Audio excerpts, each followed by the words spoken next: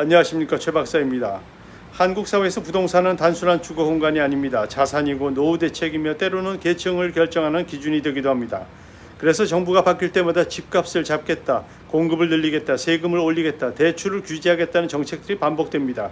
그런데 한 가지 질문을 던져보겠습니다. 정말 우리가 해결해야 할 문제가 집값인가 하는 문제입니다.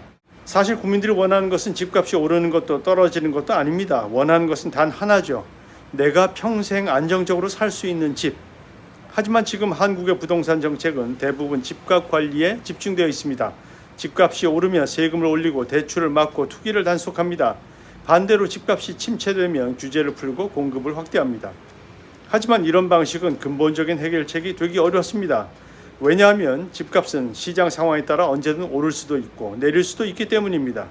더 큰 문제는 정책의 부담이 실제 투기 세력보다 평범한 중산층과 실거주자에게 돌아가는 경우가 많다는 점입니다.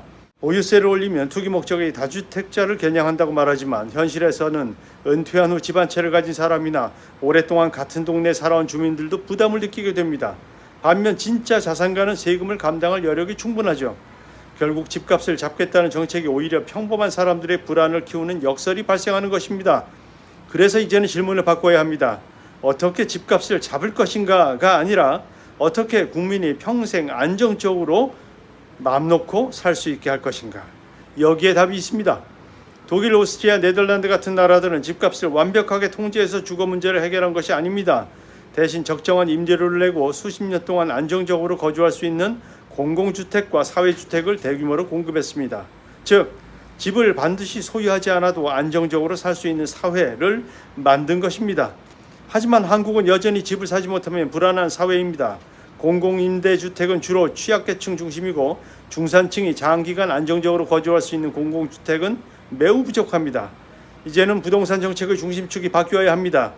집값을 잡는 정책에서 주거를 보장하는 정책으로, 투기와의 전쟁에서 국민의 삶을 지키는 정책으로 말입니다.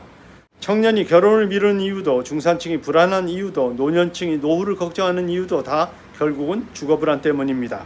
집을 소유하지 않아도 평생 안정적으로 살 수 있다면 사람들은 집값에 인생을 걸지 않을 것입니다. 부동산 정책의 성공은 집값 그래프가 아니라 국민이 느끼는 주거 안정감으로 평가되어야 합니다. 어쩌면 우리가 만들어야 할 미래는 집을 많이 가진 사회가 아니라 누구나 안심하고 살 수 있는 사회인지도 모르겠습니다. 지금까지 세상산책의 최 박사였습니다. 감사합니다.